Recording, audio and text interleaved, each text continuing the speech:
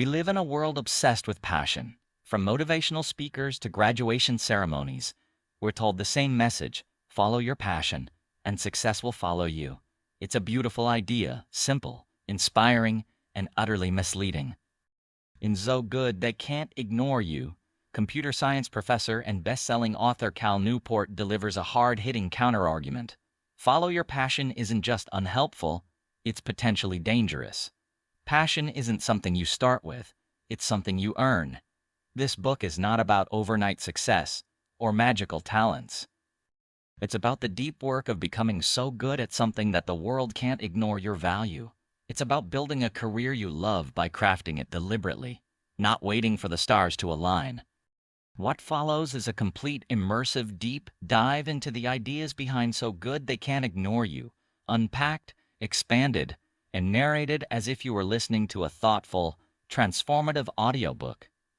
We'll break down each rule, dissect its insights, explore real-life examples, and reflect on how you can apply it all to your own career. Settle in. This is a journey into mastery. Rule Pound 1. Don't follow your passion. This rule flies in the face of everything you've probably heard. But Newport makes a case so clear and compelling that once you hear it, you won't look at your career or your calling the same way again. Let's start by dismantling the myth itself. The origins of the passion mindset. The follow your passion mantra became popular in the late 20th century, just as jobs were becoming more flexible and individual identity began to merge with career identity. While it sounded empowering, the advice was built on shaky assumptions that everyone has a clear, pre-existing passion, and that this passion can reliably guide your career choices. But here's the problem. Most people don't have a clear passion at all, and even those who do often find that passion fades when things get hard, which they always do. Cal Newport shares research from psychologist Amy Rezeniewski, who studied how people see their work as a job, a career, or a calling. Interestingly, those who saw their work as a calling weren't the ones who followed a passion from the beginning. Instead, they grew into that mindset through years of mastery and contribution, the passion trap. Let's take a look at a real story from the book, the story of Thomas. Thomas was a college student who rejected the typical path in favor of something that felt more authentic. He dropped out of school and pursued a career in yoga instruction and wellness. At first, it felt amazing. He was doing what he loved, but as time passed, he realized something. It wasn't enough. He lacked stability, impact, and growth. Without a strong skill base, his dream career quickly became a frustrating dead-end hustle. Newport calls this the passion trap, the idea that following your dream can lead to chronic dissatisfaction when reality doesn't measure up. Passion comes after skill, not before. Studies of job satisfaction show a consistent pattern.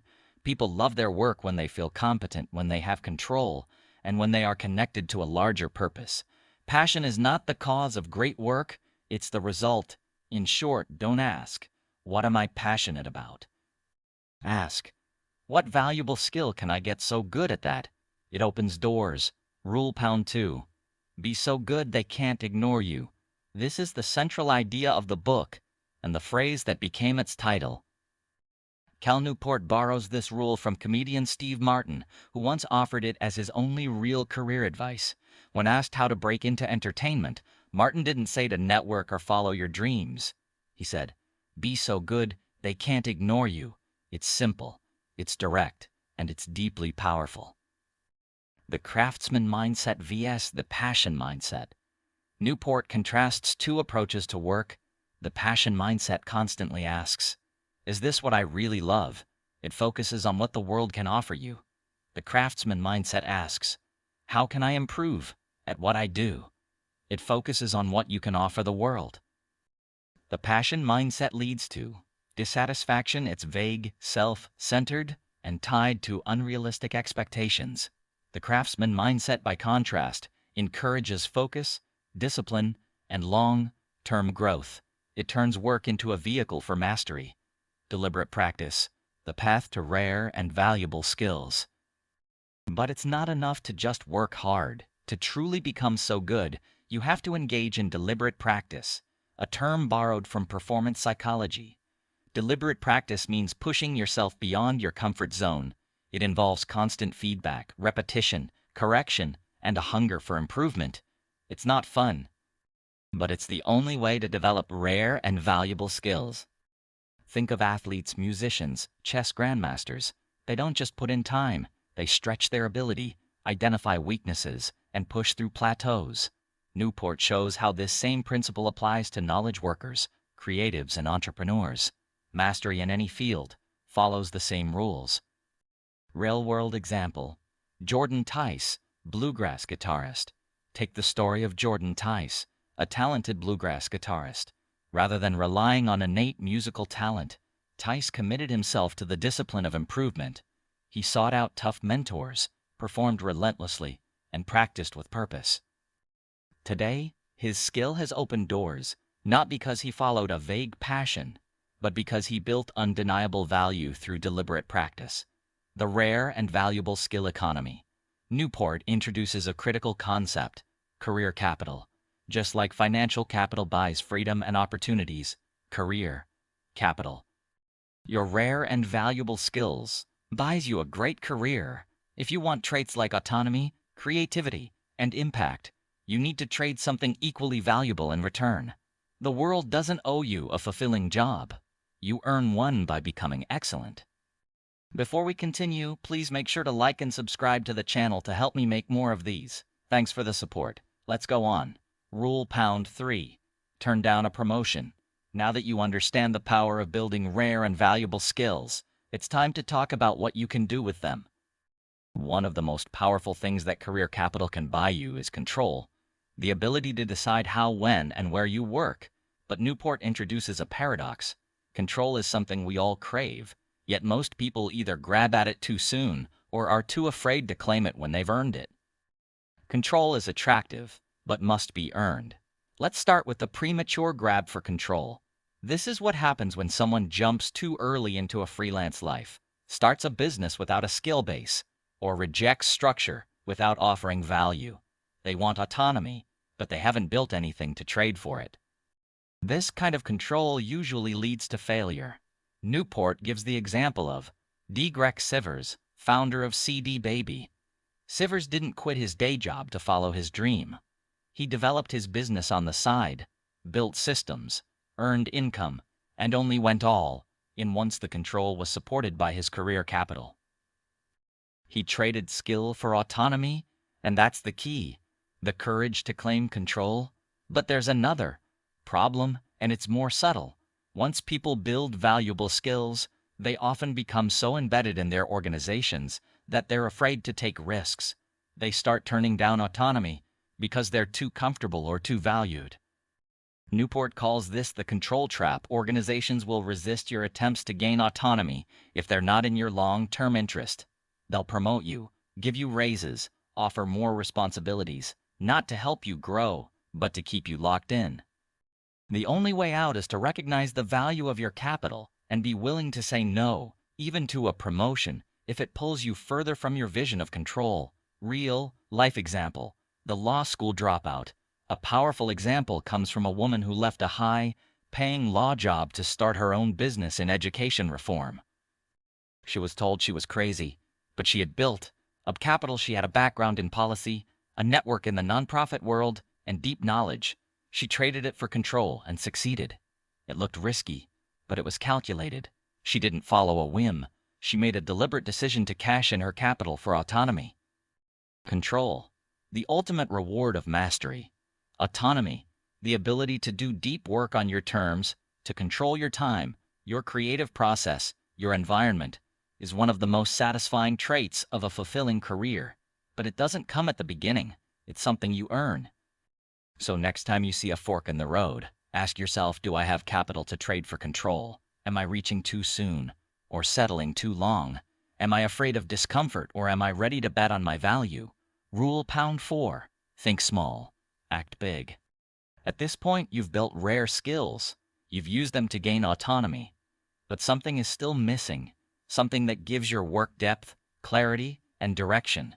That something is mission. Cal Newport argues that a compelling mission, a unifying vision that gives meaning to your work, is not something you discover overnight. It's not something you pick from a list. It's something that emerges organically as you build mastery. This is a bold claim. Most people believe that your mission should come first, that it's the foundation of a meaningful life. Newport flips this idea upside down. Mission isn't the starting point. It's the reward for sticking with something long enough to see its hidden patterns. Mission emerges from mastery. Let's imagine a pyramid. At the base is skill, in the middle is autonomy, and at the top is mission. You don't start at the top, you climb your way up. The logic here is based on something called the adjacent possible, a term from evolutionary biology. It describes how new innovations only become visible when you're standing at the edge of current knowledge. You can't plan your mission in advance. You have to discover it by doing the work and getting good enough to see the frontier. Newport gives the example of Parta Sabeti, a Harvard biologist and Rhodes Scholar. Early in her career, she focused narrowly on mastering her field.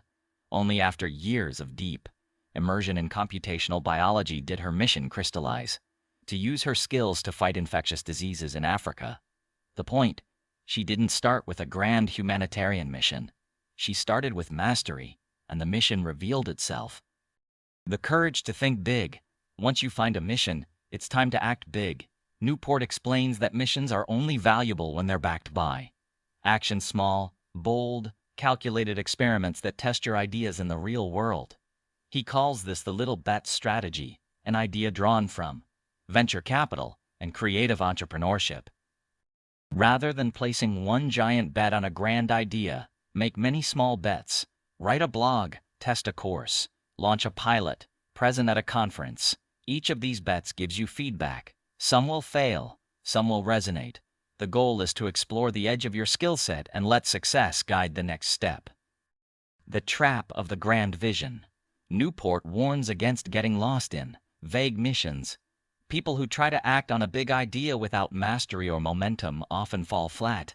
They launch passion projects, start nonprofits, or write books that no one reads, not because the ideas are bad, but because the timing is wrong. The right mission comes at the right moment, when you've earned the clarity and the confidence to pursue it effectively. Real life example. Alex Berger, TV writer and producer. Alex Berger started as an assistant in the entertainment industry. Instead of chasing a dream of writing the next great series, he focused on mastering his craft, writing, editing, pitching, and working under experienced producers.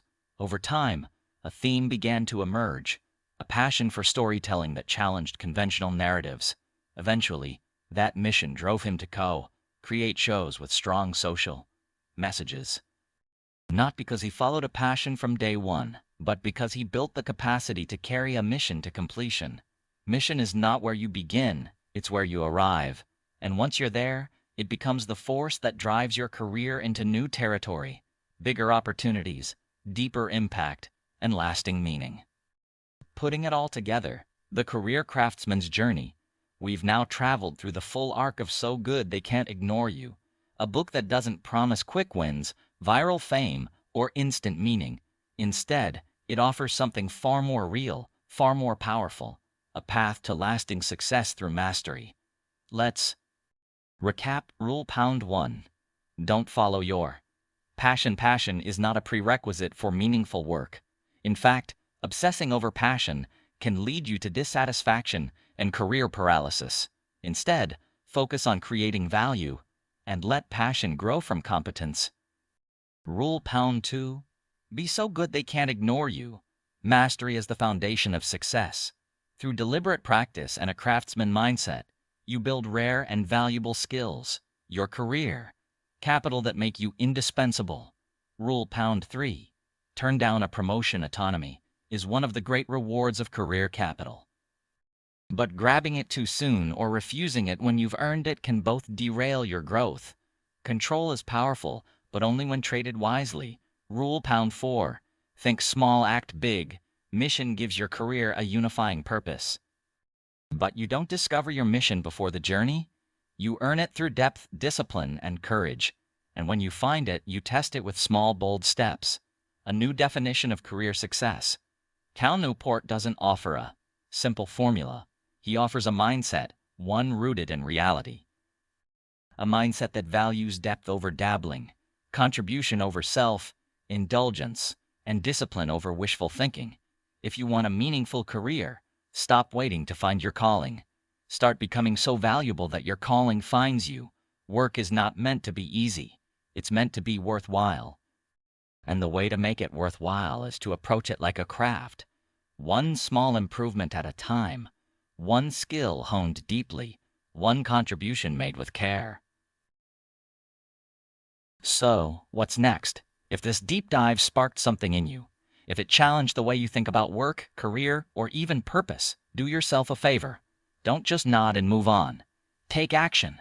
Pick one idea from this summary and apply it this week. Practice one skill with more focus. Reckon it to one craft with more seriousness.